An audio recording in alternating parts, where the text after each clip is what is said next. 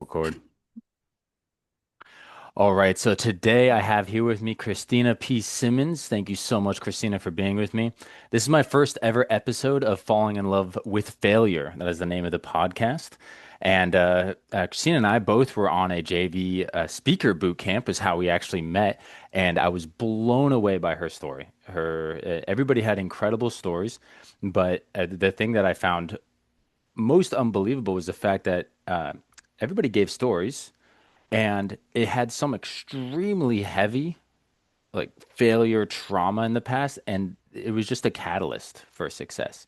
So, Christina, again, thank you so much for being here, and let's just get into it. First of all, you are sorry, I just let you say what is it that you do, who is it that you serve, and what's your mission? Yeah, thanks for being here. I think it's really cool the way we met. That's what I love about doing all this kind of stuff is because you never know who you're going to meet. And we were in each other's backyard. So that was another really cool thing. We don't live very far apart. That's But right. we had to go to a totally different city to meet. So that always amazes me. But congratulations on starting your podcast. It's so exciting. And Thank I'm, you. I'm Yeah. honored to be the first guest. So I hope I do you justice. But so I always say I'm a mom first. That's really how Incredible. this journey kind of got started. But I am a pediatric occupational therapist because our adopted son was diagnosed on the autism spectrum when he was 4 years old. So that's sort of my one path that I took. But this past year, I've been really working on my self growth and entrepreneur journey. And so I released my first book in July, which is a self help memoir. And I have been through a lot of heavy things. And I've always said that I didn't think that God gave me all those challenges not to help other people. So that is my mission now, to let people see Jesus through me and by telling my story. And I think by me sharing my story, then it lifts the weight from other people to also share their story and to heal through storytelling. That's incredible. I love the fact that you're not embarrassed to talk about your faith. And that's fantastic. This approach of being unapologetic for your faith, especially nowadays, because the we live in a world where there's this idea of beliefs is really attacked, right? Now, if you believe in science, so on and so forth, and you yourself know science, your occupational therapist, it's incredible. But the fact that you have merged the worlds and that's who you are. It's what you do. I love that. So I have the three questions for you. And first one is, what do you attest to your success to get you where you are now? Well, I love that you bring failure into it and I don't think that all of my challenges have been failures, but I like to see all my challenges as learning um, opportunities. So, and not that I have always seen them that way. This is this has been a long journey of healing. Um, Oh, yeah. but I'm called the trauma alchemist because I have taken every trauma that I've been through in my life and really turned it into something beautiful in my life. So, my husband and I carry a rare gene, and we lost three infants and we buried our first daughter and then we cremated our second two. But through that journey, we were blessed with the beautiful gift of adoption. And so we lost two girls and a boy. We adopted two girls and a boy. And then our son was diagnosed with autism, which at the time I saw as such a heavy burden. Like we didn't know how to help him or what to do. So I turned that into a new career of occupational therapy. So something really great came. I mean, it changed the whole trajectory of my career. And I mean, we've been through so many things. My husband was unfaithful in our marriage at one point, and that really brought us to put Christ back in the middle of our marriage. And so we grew through that. And then I also had cancer, which was another journey because I had to have surgery and rehab, and that really set me on a journey of taking better care of my body helping other people to learn about fitness and nutrition and to change their lives as well. So you can turn any tragedy to purpose. So, That it's remarkable because you had three different serious sufferings, and it's not a thing to like put attention on you and like say that these three things, not everybody goes through them, but you in particular, the fact that it was family, marriage, like children, marriage, and then personal, right? That is a lot of weight, and a lot of people would see that and say like, "Oh, I would just get crushed under that weight." So it's fantastic that you're getting out and telling that story because people who normally say, "Oh, I would just be crushed," they just no way. Those three things, I'll just, like it hits every angle of my life. No, and you didn't let that happen to you. You just like use it as a springboard. well, It's and it amazing. didn't happen overnight, Yeah, but sure, of course. but I love that you use the crushed analogy because in the Bible they often talk about the crushing or the pressing, kind of like grapes, that you crush them into wine. Like there's always a process of pressure, kind of like the diamond being formed, the coal is pressing on the diamond. I mean, there's always this pressure or weight that we have to endure in order to come out on the other side renewed, I guess you could say, or even in a different form, because most of those things start in one form and then we change into another. Oh yeah. So I think human beings are kind of the same way. I hate that it has to be painful, but I don't think that we would really understand the other side if we didn't endure the pain. Oh So, yeah. I couldn't agree more. It's not something that we want to do, but once you've gone through it, you're like, oh, I needed to do that. Of course, you've already basically answered it, but I want to ask the second question, which is more just a different angle, which is if you were to treat failure like a person, what would you say your relationship with failure is? oh, well, we walk hand in hand. I Nice. think I think that I think that you have to get comfortable with failing because if you're not failing, you're not trying. I That's mean, and that's, you know what I mean? Like what I'm that's talking what about. I don't want to not try. I love to do new things. And so, and I have been a perfectionist in the past. And so a lot of times I wouldn't try if I didn't think I could be perfect at it. And that we can't grow if we do that. So yeah, That's fantastic. I'm just walking right hand in hand with that failure. We're just friends That is skipping great. along. That is so great. I love it how what you just said about if you're not failing, you're not trying.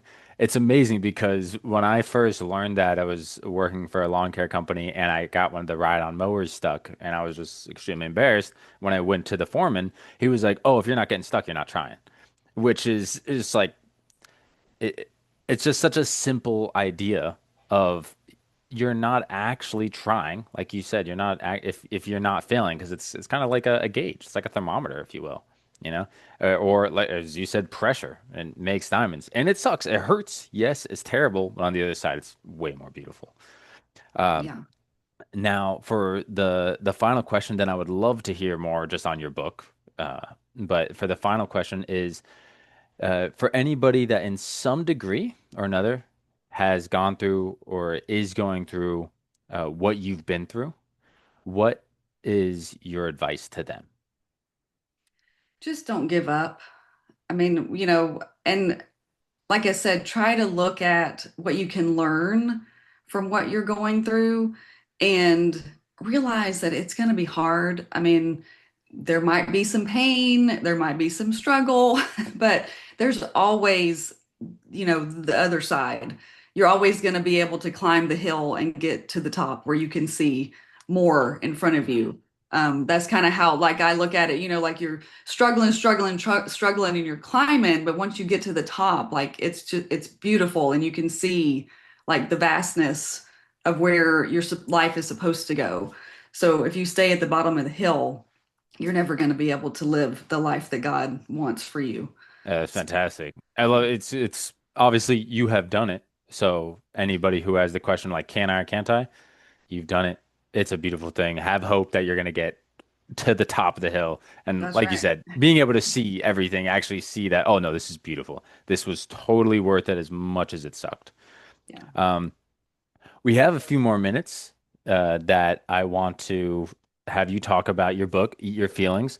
This is not to put down anybody else's work, but this was the nicest book I got at our event. A nice Oh, really? hardcover is beautiful. Very nice. Did you hire a designer for the cover? So that cover actually came to me in sort of a vision. And I know that sounds kind of woo-woo when I say that. No. But because when I started writing the book, like I had a totally different title. And one day it just sort of hit me. I was like, I'm eating my feelings. And it had a lot to do with our son. You know, he had a lot of sensory issues and a lot of problems with food. And so when I went to school for occupational therapy, and I mean this is like years of, work, but I started to realize that his sensitivities to food and the way that I was responding to food had a big similarity. And so I figured out that I was eating my feelings. And so I don't even remember where I was or what I was doing. I may have even been meditating or whatever it was, but I just saw this sort of picture in my mind of like all of these feelings, all of these different feelings, the good ones and the bad ones that were coming in and out. So it's almost like, I was eating them, but I was also expelling them at the same time, like keeping the good ones and expelling the bad ones. And so I just sort of had this vision in my head.